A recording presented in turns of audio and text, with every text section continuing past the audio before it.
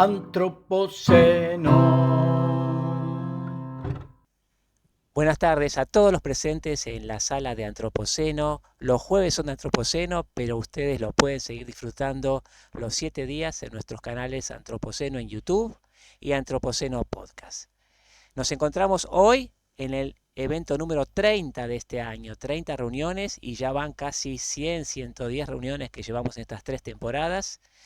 Hoy vamos a hablar sobre frutos secos, los desafíos de la producción de frutos secos, y para eso está un amigo de Antropoceno que es Mario Lanari. Mario es un ingeniero agrónomo, casado con 3 hijos, egresado de la Facultad de Agronomía de la UBA.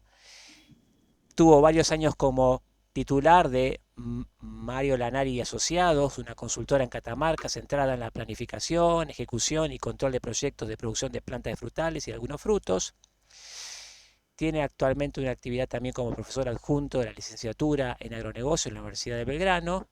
Es un profesional independiente, interesado en la política agropecuaria, vinculado también a la participación en cámaras y consejos. Yo lo recuerdo con una actividad muy fuerte como asesor en la Comisión de Agricultura en la Cámara de Diputados y siempre está interesado en cuestiones vinculadas a la tecnología y la producción. Con nosotros Mario Lanari para hablar de los desafíos de la producción de frutos secos. Bienvenido, Mario. Javier, todos, bueno, muchas gracias. Es un lujo estar acá. Y bueno, ante todo quiero hacer como un marco de referencia. Hay gente que de esto también podría hablar, está presente o son amigos nuestros. La semana pasada estuve hablando con Juan Cólica, también con otros ingenieros especialistas en frutales y en frutos secos. Yo voy a dar una visión un poquito sesgada, porque bueno, viví muchos años en Catamarca, entonces mi visión de frutos secos un poco tiene que ver con eso. Y bueno, si me permitís, arranco con la presentación. Dale, perfecto. Nuestra idea es que Mario esté charlando con nosotros unos 20, 25 minutos y después abrimos las preguntas y respuestas para poder dialogar con Mario con posterioridad. Adelante, Mario, cuando quieras. Bien. Ahí está. Estamos empezando a ver toda tu pantalla. Perfecto. Bueno, el tema es bastante genérico, aunque parezca específico, porque la palabra desafíos y producción da para mucho. Los frutos secos son frutos de árboles frutales donde nosotros nos comemos las semillas. ¿Qué se da en la Argentina en forma frecuente? 3 o 4 o 5 especies se dan bastante bien en diferentes zonas, como son el nogal, el almendro, el pistacho, el pecán y también la avellana. Hay frutos secos que no se dan en el país por cuestiones climáticas. Para ponerlo en contexto, la actividad que nos gusta tanto, la de los frutos secos, tiene una entidad muy pequeña, muy pequeña. Piensen que la suma de todos los frutos secos se compara con la producción de maní, que si bien no es fruto seco, está en la misma categoría de consumo. Es el fruto seco, digamos, low cost. Todos los frutos secos de los árboles juntos están cerca de lo que es la producción de maní de la India. ¿Eh? Entonces, al ser una actividad pequeña, también no hay grandes inversiones, no hay grandes desarrollos. Los hay, pero no son tantos. No se pueden comparar con categorías como las categorías de los granos. La otra cosa que sucede es que son alimentos de alta calidad, muy apreciados.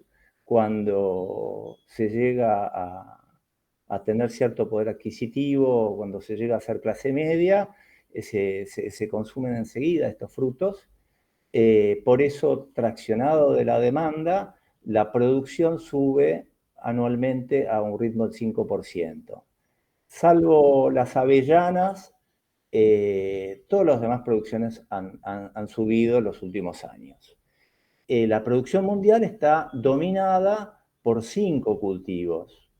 las almendras, las nueces de Castilla, los cayús, los pistachos y las avellanas. Los otros cultivos, no sé si lo logran, se ve bien, pero están en el gráfico de la derecha, los otros cultivos no son tan relevantes, acá se puede ver mejor. Entonces, acá se ve como 5 especies dominan el 95% de la producción.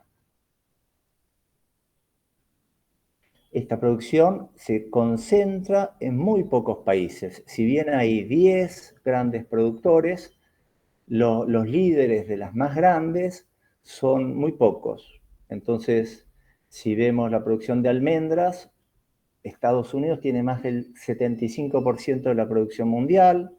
Le sumamos a Australia y el dominio casi sería total. Si vemos las nueces de Castilla entre China y Estados Unidos, llegan casi al 80%. Y en pistacho pasa algo similar entre Estados Unidos e Irán.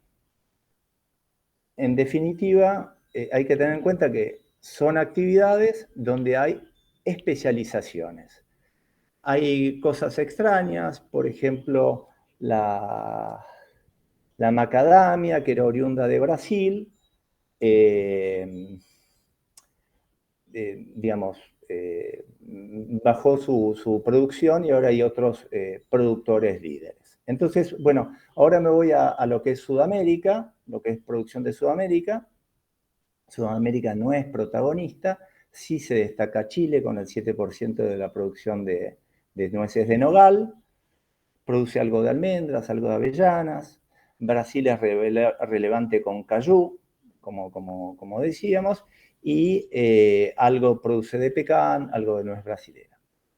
Hay avances en Colombia, avances en Perú, pero para aumentar la producción se requieren inversiones. Y bueno, Sudamérica es ávida de muchas inversiones y a veces está a la cola de las inversiones en el mundo. Acuérdense que son especies donde uno recupera la inversión luego de varios años, dependerá qué fruto seco podrán ser en 4, 5 o 12 años, y también estas cosas compiten con tasas. No sé, hoy vi que la tasa del Banco Central Europeo subió al 4,5%. Entonces, bueno, nada, hay que encontrar la persona o la empresa que vea, digamos, y tenga el capital suficiente para hacer este tipo de inversiones. Por supuesto, también hay inversiones de gente entusiasta y que no están frías en los análisis. Dicho esto, quería mostrar que los desafíos son de diferente tipología. Por ejemplo, una podría ser tecnológica. Entonces, acá vemos una plantación que se defiende de las malezas a través de la utilización de plásticos, de mulch. O se podrían utilizar robots para hacer labores, o microbios para mejorar el suelo, para mejorar las condiciones de las raíces o las condiciones de la planta. Son diferentes tipos de desafíos. En este caso, de orden tecnológico. También hay desafíos que tienen que ver con los modelos tecnológicos, con los costos, con el negocio en sí. Entonces, hay un desafío que tiene que ver con la cosecha mecanizada, porque en general las cosechas demandan mucha mano de obra, con la arquitectura de las plantas, la densidad de plantas.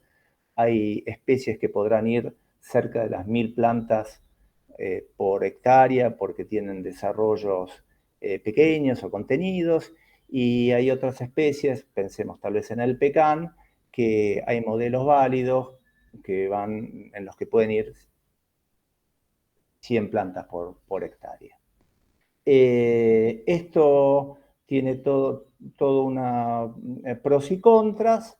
Dentro de las cosas a favor es que cuantas más plantas por hectárea ponemos, antes llegamos a una situación de mayor productividad medida por hectárea. ¿Está bien? La contra es que cuando las plantas no pueden ser contenidas, las prácticas culturales se convierten en costosas, ineficientes y demás. Dentro de estas cuestiones, de los modelos productivos, abajo a la derecha pueden ver un cuadro donde se muestra como ejemplo el costo de producción de las nueces de pecan de los modelos tradicionales de México, Estados Unidos y Sudáfrica, haciendo la salvedad que los modelos tradicionales de Sudáfrica son bastante modernos. ¿Y qué se ve ahí? Que a partir del 2005 en adelante los costos de producción se dispararon. Y si se disparan los costos de producción, si la productividad de estas plantaciones no es muy alta, la empresa a la larga se queda fuera del mercado, porque no cubre los costos. También, siguiendo con los desafíos, tenemos los desafíos que tienen que ver con las cuestiones ambientales, climáticas. Hay que darle al cultivo las condiciones para que crezca y se desarrolle y que produzca. Y para producir semillas y frutos, tiene que haber buena floración. Y para que haya una buena floración, tiene que haber en estas especies condiciones de frío adecuado. ¿Y qué sucede? ¿Y qué sucede? Si ustedes ven en el gráfico de la izquierda, van a ver cómo hay picos y valles, parece un electrocardiograma, y no es más ni menos que la gráfica de la evolución de las horas de frío en una parte de España, ¿no? Es un estudio financiado por la Unión Europea y se ve también una franja de 2 líneas rojas, donde es la franja donde yo elijo el rango de hora frío adecuado para la variedad del cultivo elegido. Entonces, ¿qué sucede? Muchos años, el frío no es el adecuado para la variedad que tengo. Si esto es muy marcado, por ejemplo, con picos de temperatura, se dan anormalidades morfofisiológicas. A la derecha tenemos uno que se llama macroestilia, que la parte femenina del estilo de la flor se hace muy grande, no se hace funcional y por lo tanto la fecundación no se da y por lo tanto se ve afectada la producción. Dicho esto, pensemos cuánto más grave pueden ser estas oscilaciones y los daños directos por lo que es el calentamiento global. Bueno, ahora yendo a la Argentina. En Argentina estimé, no calculé ni vi estadísticas, hablé con uno y otro colega, aproximadamente 42.000 hectáreas. ¿Está bien? 42.000 hectáreas de todo, de todos los frutos secos, donde estaría dominado por la nuez de Castilla y seguido por el pecan. ¿Qué pasa en Argentina? En Argentina tenemos costos financieros altísimos, costos de producción espasmódicos, de la mano de obra, de la energía, tipo de cambio variable, un año está atrasado, otro año no. Generalmente son economías regionales, en el pecan y el almendro son más difusas, tiene que ver con que mientras encuentre ciertas condiciones climáticas se lo puede hacer, el pecan se puede hacer, digamos que en la parte más cálida del país, siempre y cuando el suelo sea el adecuado, el almendro es a su vez más difuso, más disperso, y hay otros casos como el pistacho, donde está muy concentrado en un área que se ha visto que es excelente, que es el Valle del Turum en San Juan. A veces en algunos cultivos y modelos falta información. Caso típico puede ser el almendro o el pecan. En otros casos no es tan así, se sabe mucho más, como el nogal de Castilla. ¿Está bien? También en ocasiones y en muchas ocasiones hay baja productividad, pocos kilos de producto por hectárea. Son actividades que localmente son relevantes. Hablando con Juan Cólica me decía que, bueno, que lo importante que era el nogal para Pomano, para Belén. A nivel país no es tan relevante como actividad económica, como superficie. Y sí lo que tenemos es áreas agroecológicas potencialmente muy interesantes para la expansión. Por supuesto tenemos casos de éxitos, casos de fracasos y mucha esperanza y entusiasmo. Acá dentro de los entusiasmos voy a hablar del Valle Central de Catamarca, donde hace unos 12 años más o menos se hizo una experiencia de 5 hectáreas. Tras esa experiencia se hizo otra más grande hace 7, 8 años, con inversiones de un americano. Yo me involucré en este proyecto en forma indirecta a través de un vivero y ahora estamos plantando. Y es un valle que yo era muy escéptico por la cantidad de horas de frío, por todos los fracasos frutícolas que hubo, y sin embargo es un valle que tiene mucha agua de muy buena calidad, mucha luz, mucha radiación, y parece que las horas de frío alcanzan para el pecan. Y que el balance entre la recarga de agua y el consumo de agua de la ciudad, de la evapotranspiración, de riego y demás, es positivo. O sea, hay mucha agua que se pierde al sur del valle y termina siendo agua que se evapora y la sal que queda en la salina. ¿Está bien? Entonces, este es un ejemplo de un área de expansión, la que conozco. Otra cosa que es interesante es un ejemplo de un intento de producción. Esta foto tiene unos días, la sacó el encargado del campo y es producción, va a ser una producción con un marco de plantación definitivo, son las plantas que están ya plantadas en el suelo y en el medio hay plantas en unas macetas de autopoda. Cuando estas plantas crezcan, tengan el tamaño suficiente, se van a correr de lugar y van a ser implantadas en el mismo campo. Todo esto probablemente se haga con energía fotovoltaica. Energía que antes se amortizaba en no sé, 12 años, 8 años, y si el valor de la energía en la Argentina pasa a ser el normal, se amortizaría probablemente en 6 o en 5. Bueno, estas cosas que también entusiasman tienen contradicciones e incertidumbres. No sabemos cómo va a andar este modelo de trasplantes de plantas en maceta plantadas a campo. Y tiene contradicciones.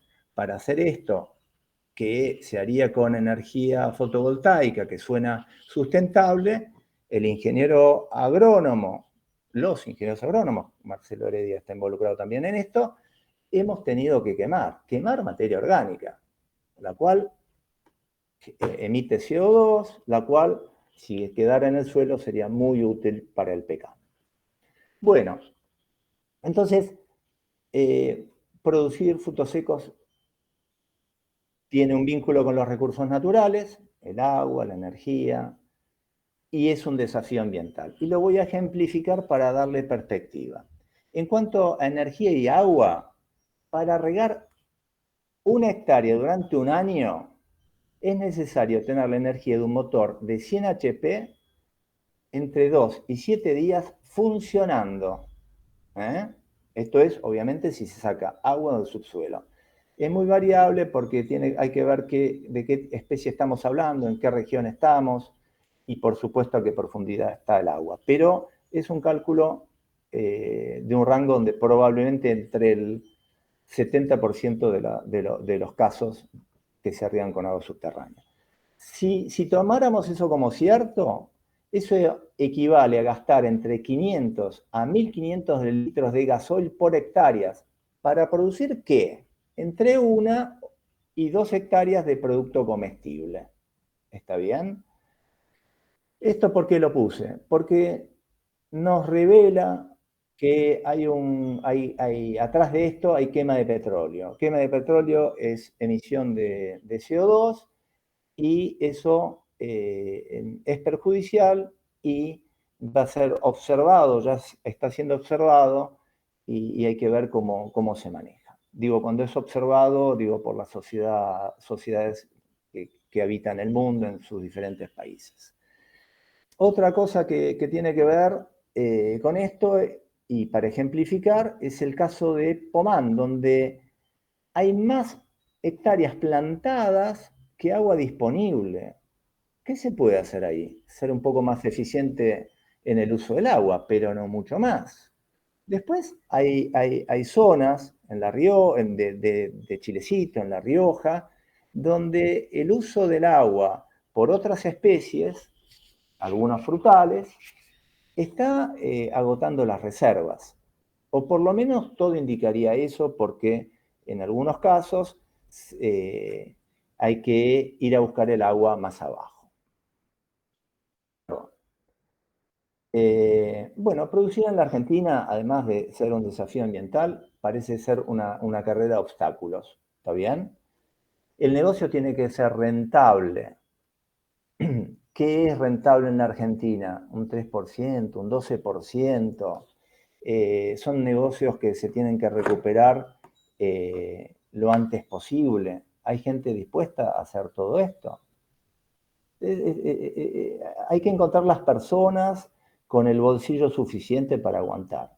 ¿Aguantar hasta dónde? Hasta que el flujo de fondos sea positivo, que se puedan cubrir los costos. Tal vez al 4.º año, tal vez al 9.º. Pero hay que invertir y aguantar hasta ahí. Hay que aguantar también los años malos, las heladas, el granizo, los años de becería, fenómeno propio de estas especies. Hay un desafío de cuidarse de plagas, de enfermedades. Hay que, obviamente, mejorar eficiencias en el uso del agua, de los químicos, implementar normas de proceso, de trazabilidad. Me acuerdo que de esto un poco Julián nos había hablado respecto al aceite de oliva, pero bueno, esto no es que se viene, está. Hay que lograr el apoyo efectivo de la sociedad local, entonces, hacia lo que es el agua, hacia lo que es el cuidado de los caminos, de las banquinas. Si la sociedad local no te apoya, y diría que está frito. Hasta, no sé, con el gremio, diría. Lograr que la investigación aplicada sea de utilidad, lograr que las instituciones investiguen lo que tienen que investigar, encontrar gente que trabaje capacitada y educada. Estas plantaciones que les mostré la foto anterior se hizo con alrededor de 20 personas. Bueno, nos costó mucho conseguir la gente para que venga a trabajar. O porque estaba con planes y no quería, porque tenía miedo de perderlo. Bueno, y no era gente capacitada. ¿Está bien? Y pongo la palabra educación porque a veces la educación, que podría tener diferentes formas de interpretarse, en una sería la educación clásica donde la persona es leída. Y bueno, a veces hay gente que no le puedes dar la tarea de enumerar o que no logra interpretar los números romanos. Una estupidez, ¿no? Pero tal vez para pintar y dar una señalización, uno tiene que usar los números árabes o los del truco, si no, no se entiende. Es un desafío también organizar la gente. A veces sucede que entre el ingeniero agrónomo, que no tampoco le es fácil, o el director del proyecto o de la plantación, y el peón rural, no hay una persona en el medio que acompañe. Son desafíos en común que se pueden dar en la Patagonia o en Córdoba. También hay desafíos específicos. Hay informalidad, robos. Me contaba un amigo que se dedica a la cosecha de frutos secos y de olivo, que en muchos lugares de Mendoza, bueno, el tema de la máquina, cosechadoras tienen que ser chicas porque tienen que ir cosechando de a puchos a medida que madura la nuez, porque si cae desaparece el suelo, de noche entra la gente y se lo roba. También hay desafíos que uno no se los imaginaba. Alguien plantó un modelo productivo de pecan a 12 por 12 hace 15 años y hoy tiene el problema que cómo poda a 10 metros de altura. Y tal vez era una plantación de 5 hectáreas o 9 y no da para tener una grúa para que eleve una persona hasta los 7 metros. Entonces, son problemas, ¿no? A veces hay variedades que están entreveradas porque el vivero no se las identificó bien. A veces hay problemas de encontrar plantas de calidad. En algunas especies esto se da más, en otras menos. Está el problema de la dinámica de poblaciones de ciertos animales o especies, desde los pájaros que se comen los frutos secos hasta poblaciones que se están haciendo resistentes de nematodes como los nacobus. Bueno, esos son parte de los desafíos de producir. Otros también pueden ser medidos en el tiempo. Algunos para ayer pongo. Por ejemplo, saber la floración de las variedades en pecan. Todavía no se sabe a ciencia cierta. Y yo soy un crítico muy fuerte porque el INTA esta información la tendría que haber dado hace 15 años, 10 años, y todavía no la da. Todavía no la da. En pecan se da que hay plantas que la parte masculina florece antes que la femenina y viceversa, y a veces no coinciden. Y saber eso es importantísimo. Entonces todavía ahora se hacen lotes de 4 y 5 variedades para no errarle, cuando lo lógico por cuestiones de manejo sería hacerlas de 3, de 2, quizás de alguna cosa muy rara de 4. ¿Está bien? También hay cosas para el mañana. Pensar en genéticas, más genéticas autopolinizantes, tenemos todo el ejemplo del almendro, mejorar la productividad, disminuir el tamaño de las plantas, ver cómo nos encaminamos a genéticas que tienen que ver con el cambio climático, con el calentamiento global, entender que con más calor hay más respiración, menor caída de la producción, mayor rotación vegetativa, entonces mayor crecimiento, se corren las floraciones. Bueno, todo eso son cosas para el futuro, ¿está bien? Mientras tanto, los que hacen frutos secos tienen que sobrevivir. Bueno, en definitiva, yo quise compartir algunas cosas, yo dejo planteados más preguntas que conclusiones, no las tengo. Y bueno, mi impresión que de todos los desafíos, por más que los más importantes y urgentes sean individuales de cada productor, van a tener un denominador común, que es el desafío ambiental. Y los desafíos ambientales se cambian cuando cambia la sociedad, cuando cambia la cabeza del productor, cuando cambia la cabeza de la sociedad que lo contiene. Porque tratar de producir en forma sustentable desde lo ambiental, desde lo ecológico, por ejemplo, y respetando los recursos naturales, es sumamente difícil. Es sumamente difícil. Bueno, básicamente eso es lo que me animé a construir para la charla de hoy. Muy bien, Mario, muchas gracias por esta excelente presentación y sobre todo los ejemplos concretos que nos brindaste. Y ahora sí, le vamos a dar paso a todos los que quieran participar para que puedan hacer preguntas. Te vamos a pedir que, ahí está, cierres la pantallita, Mario, y todos aquellos que quieran participar puedan levantando la mano, como hizo ya Julián Clusellas, para hacer sus preguntas. Julián, adelante, te escuchamos entonces. Hola, Hola Julián. Mario, bueno, un gusto escucharte, gracias por tu exposición. Y terminaste diciendo que los desafíos que se vienen son la sustentabilidad. ¿Y cómo ves la producción de frutos secos sustentable justamente con las limitaciones que tiene, necesidad de agua, falta de hora de frío que deben ser compensadas con Dormex o con algún producto similar, necesidades, altas cargas de fertilizante para hacer rentable la producción, para llevarlo a niveles de rentabilidad adecuada, etcétera? ¿Lo ves factible? Yo la verdad que no, Julián, no, la verdad que no. Lo que pasa que lo que pasa es que no creo que la sociedad, el mundo, cambie esta tendencia. Estos lujos, llamarlo así, porque estos frutos secos son un lujo, eh, se van a seguir demandando, ¿sí? Y por lo tanto, en todo caso, el precio subirá.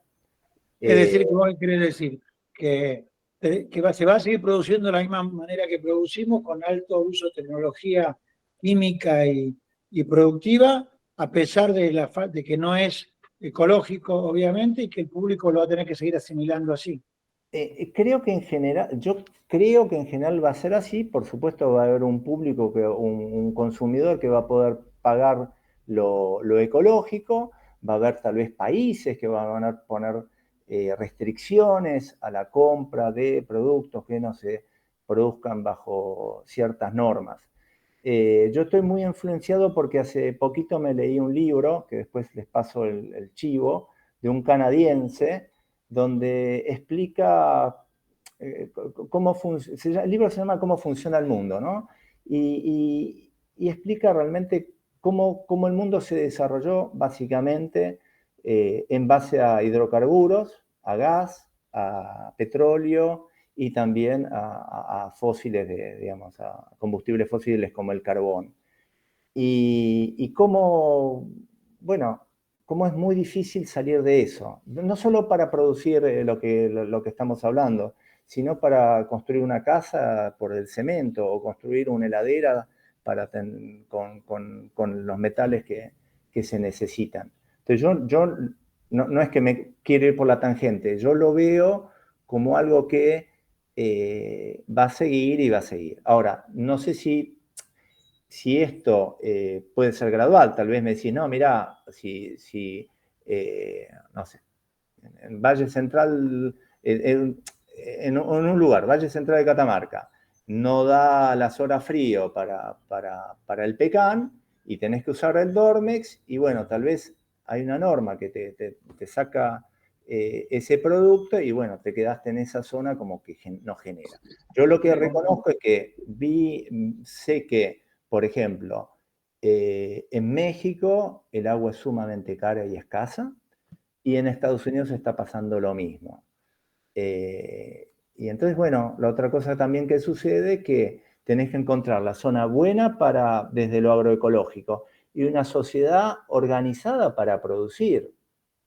Mario, Organizada. en Argentina esto ocurre, vos lo acabas de decir, Valle Central de Catamarca, el norte cálido de Mendoza para arriba, somos Dormex dependientes, y el único lugar que no es Dormex dependiente son el Valle Río Negro, pero ahí se les hiela a morir. Por lo que yo averigüé con los ingenieros, las producciones son muy bajas porque tienen heladas demasiado fuertes. Sí, sí, sí. Sí, no, yo no le veo, viste, es que los modelos productivos son como son, eh, y lo que puede suceder es que la ciencia, no sé, la investigación, no sé, biológica, tal vez logre cosas disruptivas y bueno, nos permitan usar otros modelos de mejor Entonces productividad tendríamos que en un aceptar. nivel de insumo más bajo, de mejor productividad relación insumo-producto, pero de utilización de insumo total menor. Yo creo que vamos, para poder adaptar estos sistemas, tenemos que empezar a estar de acuerdo, aunque sea con la edición génica. Yo creo que no va a haber problema con la edición génica en la Argentina. No lo En la sé. Argentina. Con el mundo, digo, ¿no?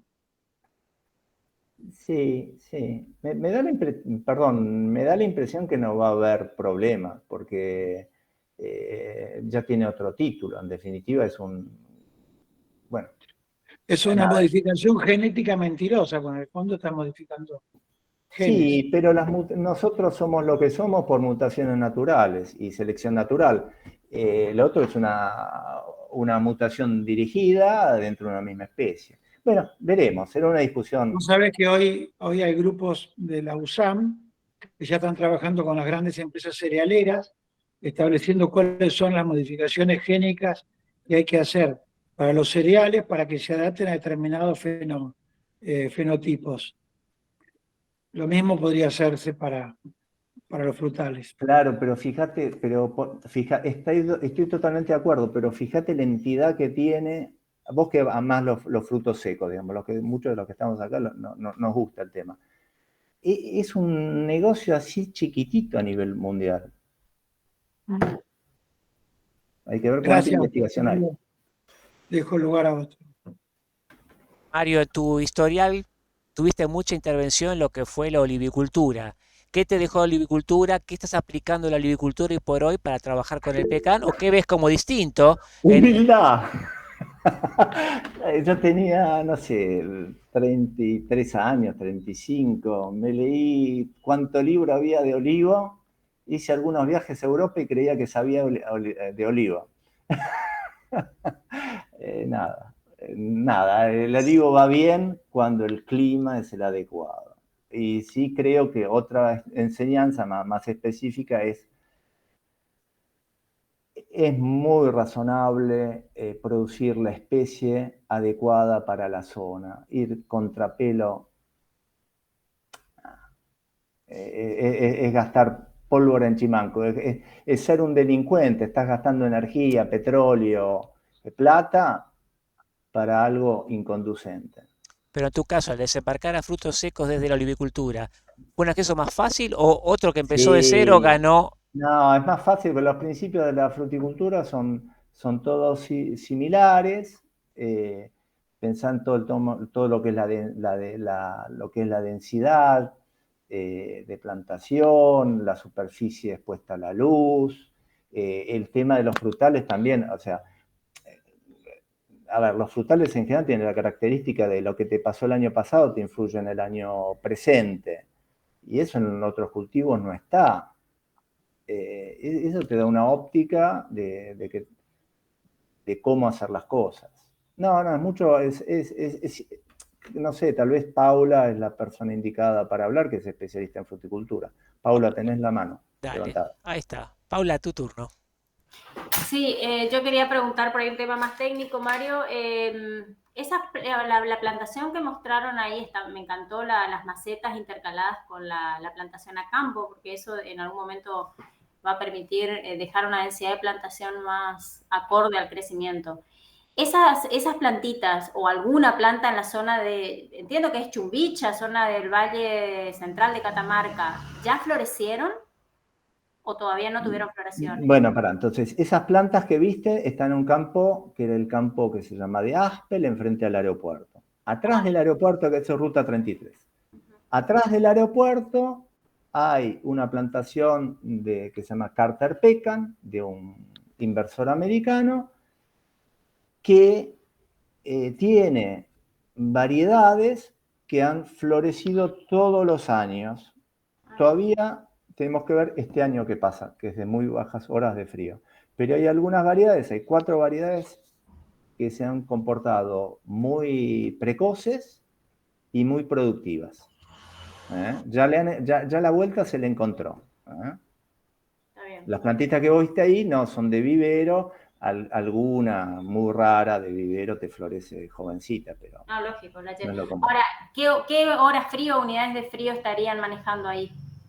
Mira, usan el método simple, está bien, de 7 grados, y la zona del aeropuerto debería estar cerca de 300. Está bien, la zona de Chumbicha aparentemente tiene un poquito más, tiene 320, una cosa así. Creo que está el trabajo de Ever, que vos lo conocés mejor que yo. Sí, el de Ever está ahí. Y bueno, no sé si Ever mismo, que es un becario un investigador de INTA, ha hecho el trabajo en parte en esta plantación del americano. Ah, bien. ¿Y plantas por hectárea siguen con el marco 10x10? ¿Se aspira a llegar a su marco No, cuadrado? no. Por ejemplo, lo que vos viste ahí con las macetas, el marco definitivo sería 9x8. 9x8 es lo más que se logró acercar, digamos. No, no, pero es una negociación técnico-empresarial. Vos vas hablando con tu cliente y, en definitiva, a veces llegás a algo que parece razonable. En este caso, 9x8 parece razonable, pero si le preguntaras a un amigo en común, a Pancho Copelo, te diría, pero si me lo pones a 8 metros no lo puedo vibrar porque la nuez salta para todos lados.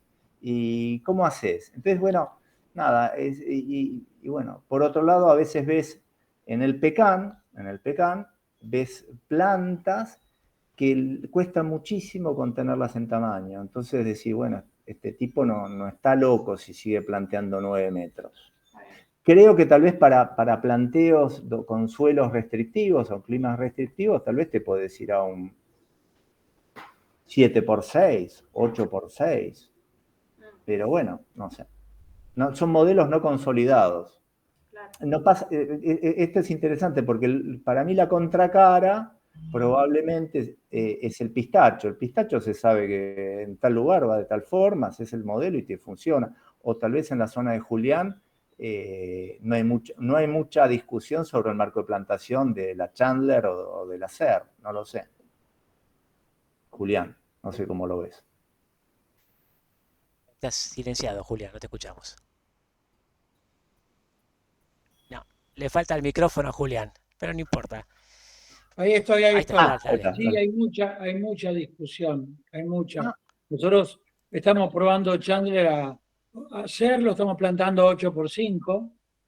También coincido con lo que dice Pancho, porque nosotros vamos a cosechar con side by side. Claro. Y por lo tanto, ya las tenemos las side by side porque las usamos para los olivos. Entonces nosotros estamos armando un modelo de negocio basado en la cosecha directamente, pero en Chandler estamos plantando a 7x5 y ahora planté en Mendoza, Chandler, Maipú a 7x4. Bien. Sobre párados, en suelos rocosos. Bien. Eso es muy súper intensivo. Yo eso mismo yo estuve en California el año pasado mirando nogales y eso es de muy alta densidad, ¿no? Mario, te quería preguntar, hablaste de los frutos y del mercado más que nada en consumo tal cual, casi como se cosecha, pero no mencionaste nada de algunos procesos que se puedan hacer industriales o la utilización de eso que le pueda dar mayor valor agregado y sobre todo para un producto que es voluminoso y hay que moverlo a mucha distancia. ¿Qué hay sobre todo eso en este tipo de frutos? Mira, a ver, hay desde lo más sencillo que me comentaron, yo no lo vi, que es la venta individual, empaquetada de nueces. ¿Está bien? Esto se da, por ejemplo, en la variedad Mahan en pecan, que es una muy grande, y la empaquetan y la venden por unidad. Desde eso más sencillo hasta todo lo que es, digamos, el proceso de darle valor agregado con aditivos a ver, la otra cosa que es importante es que cuanto más en general, cuanto más mantiene la integridad, la forma, está bien, natural, su tamaño más valor tiene per se. Si en cambio, si vos vas a algo partido de cuartos, bueno, ahí obviamente se pueden hacer otro tipo de alimentos usando esa base. ¿Está bien? Pero ahí, fíjate que ahí te metes con el maní. Cuando pierde la forma, pierde el valor. Lo que sí está claro que la atracción del mercado es enorme. Y por eso a veces hay picos de subidas de precio. Mario, hablando de frutos secos en general, la almendra tiene una ventaja enorme contra el resto, porque se ha introducido por la leche de almendra y como producto vegano reemplazante de la leche nos ha generado un espacio enorme de comercial que inclusive puede sacar todos los excedentes del mercado, como pasa a veces en Estados Unidos. No, digo para el público en general, los últimos 2 años de la nuez de Castilla, la walnuts, fueron de precios muy bajos por excedente de producción tanto chino como norteamericano. Y no se le encuentra, no tiene un destino industrial como pasa con la almendra. Tenés razón, no, las dos cosas no las había visto. Sí, lo que me permite un comentario. Yo prohibiría que la leche de almendra se llame leche. Bueno, ok. Que no es leche. Reemplace la Si leche fuera de café. tambero me agarraría una bronca bárbara. Pero bueno, está bien, jugo de almendra. Está bien, tenés razón. Tenés razón.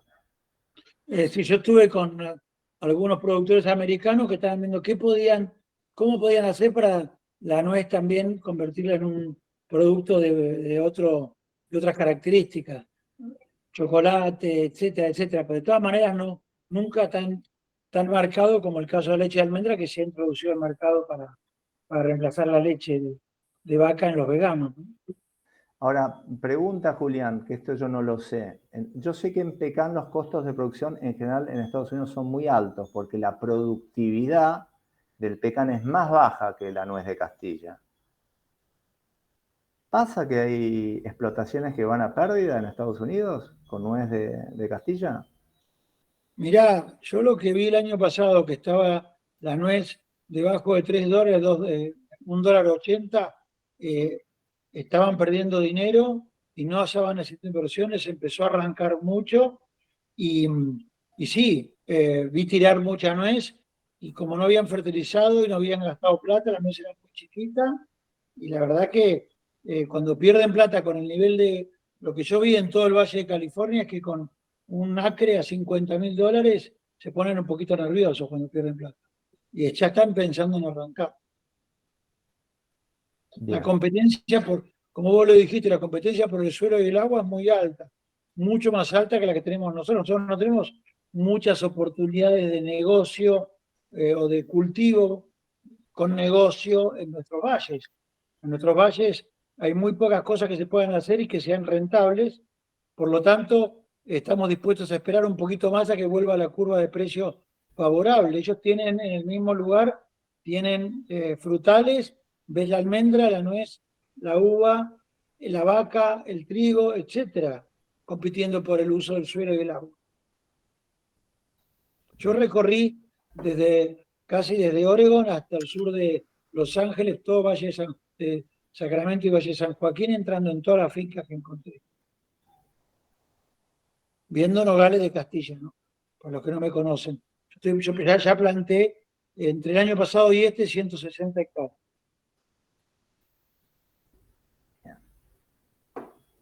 No me animé a poner pistacho, por lo que dijo Mario, porque en Chilecito le falta frío, y tampoco quise ni siquiera animarme a pensar en el pecan, porque bueno, me parece que no está probado suficientemente, por lo menos para demostrar que es un negocio en mi valle, ¿no? Sí, yo creo, perdóname Julián, lo digo no sé si se dice en el grupo CREA, pero sería bárbaro que se lleven 20 plantas y dentro de 5 años hablamos. Creo que... Un poquito, para el resto de los que están ahí, todos nosotros con Mario, que empezamos juntos con el olivo hace 30 años, nos equivocamos un montón y fuimos aprendiendo las equivocaciones. Gracias a habernos equivocado, hoy los que sobrevivimos es porque nos equivocamos menos, pero no porque no nos hayamos equivocado. Y en el nogal, en mi caso, por ejemplo, yo tengo 750 hectáreas de olivos, tengo 160 de viñedos, tenía 30 hectáreas de Chandler puestas en Sañogasta, pero mi vecino, que es Emir Yoma, trajo una variedad de chile que se llama Ser y la puso a unos 10 kilómetros de mi finca, a la misma altura sobre el nivel del mar, a 900, y yo esperé 7 años mirando cómo le iba a él. Y cuando vi que él ya cosechaba 5.000 kilos de nuez por hectárea, me animé a seguirlo bajo un acuerdo con él donde él me da asesoramiento y me acompaña en la parte comercial y todo. ¿Qué polinizadora estás usando?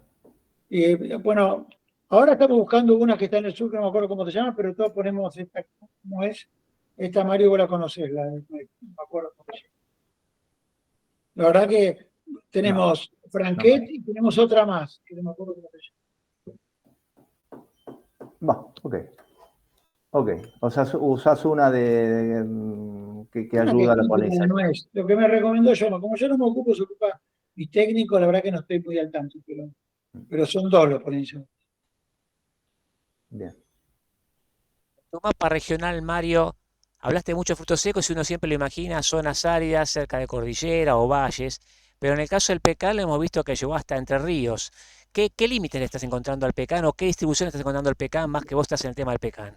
Mira, lo que yo en Pecana hay gente que sabe muchísimo más que yo. Yo lo que vi es que el Pecán es como, tiene como dos zonas de origen, ¿está bien? Una que es el norte, el límite entre México y Estados Unidos, húmedo, o, ¿está bien? Entonces Georgia, ponele, o la parte seca, pero a la vera de los ríos. O sea, el pecan necesita siempre la parte de suelo de buena calidad y con mucha humedad. Entonces, la parte del este de Argentina, que se asemeja, entre comillas, a la zona este de Estados Unidos, húmeda, tiene la gran limitante sanitaria. Ahí tiene enormes problemas bueno, se solucionan con aplicaciones, básicamente de cobre, lo cual tiene su costo, digamos, bueno, de ahí no salís. Las explotaciones que van en zonas áridas y que pueden tener variedades sensibles a las enfermedades que se dan en las zonas húmedas, tienen muchísimo mayor potencial de producción. Pero bueno, en las zonas áridas en general hay poca agua y esa agua es costosa.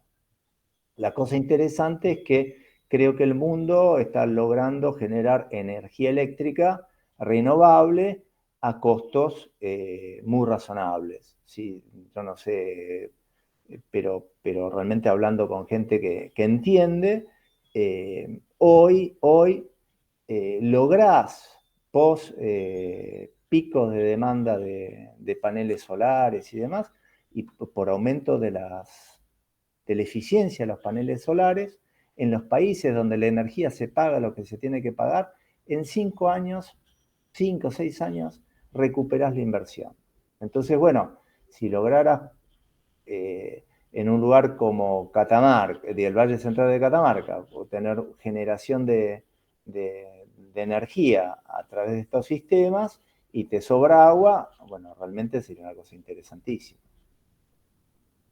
Marito, estamos en un año electoral y vos también estuviste en la Comisión de Agricultura. Tenés la posibilidad de hablar con los candidatos políticos en este momento y tenés que sugerirle ideas para que fomenten el desarrollo de la fruticultura, de las frutas secas. ¿Qué cosas vos le decís? Aquí tiene que poner fichas porque esto le puede llegar a ser algo interesante en el desarrollo de estos cultivos.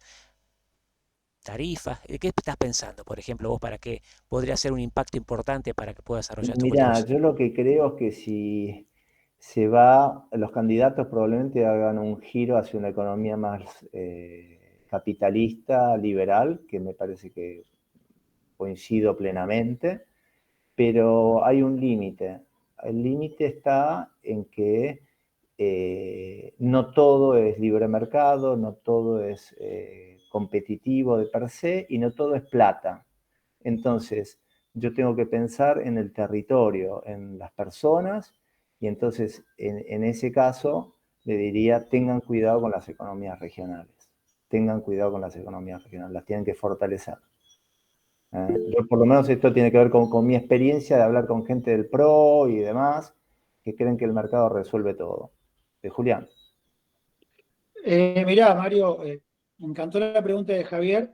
Nosotros desde la Federación Livícola y en todo lo que es economías regionales, lo que luchamos es la ley de regantes electrodependientes.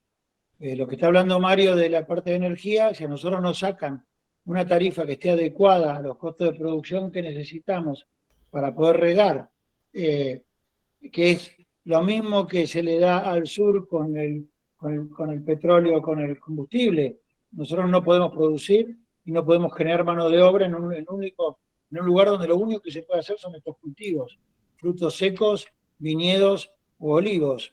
Así que me parece que lo primero que tiene que tener un político es acordarse que el riego en las zonas áridas es por donde se corta el bacalao para que haya producción, haya empleo genuino directo y haya generación de valor. Entonces, me parece que es por ahí el tema. Nosotros proponemos desde la Federación Olivícola la ley de regantes electrodependientes del país para todos los cultivos. ¿Y en qué plano encontrarías entonces el tema de lo que es la protección genética y el tema de seguros de riesgo agrícolas? ¿Pasaría a un segundo plano? Mira, yo los seguros no son pagables porque las tasas de los seguros en general no cubren el riesgo. Es mejor arriesgarte que pagar un seguro. Por lo menos nunca una empresa de seguros pudo lograr convencernos de que lo contratemos. Así que con esto te contesto. Es decir, tendría que ser mucho más barato o tendría que ser un seguro. Son seguros que en general, cuando lo vi funcionar, fue cuando las cooperativas hacían sus autos seguros a través de un pool de productores que disminuyan sus riesgos plantando en muchos lugares, pero no con una tasa financiera. No te olvides que Argentina, el único negocio que existe real es el político o el financiero, no hay otra cosa rentable. O robás y evadís impuestos, o sos político o tenés un banco. No hay otra cosa que sea rentable en Argentina. No nos confundamos. Estamos patas para arriba. Muy claro y muy contundente. Y la parte genética entonces no sería una limitación. La parte genética hoy es una limitación porque hay muchísimas cosas que no se pueden hacer y que se podrían hacer. Como Mario no se explayó mucho porque no quiso aburrirlos, pero el gran problema que tiene la almendra, que es el cultivo, uno de los cultivos más fáciles de, como yo dije, de introducir, es más rápido y además podría usarse para los veganos, es que florece muy temprano y se hiela. Si se puede editar y podemos lograr variedades que florezcan en agosto o septiembre y no en julio, agosto, probablemente podamos tener, y que además se conviertan de cáscara blanda a cáscara dura, podríamos tener non-pareil en Chilecito. Muy bien. Que es lo único que quiere el mundo.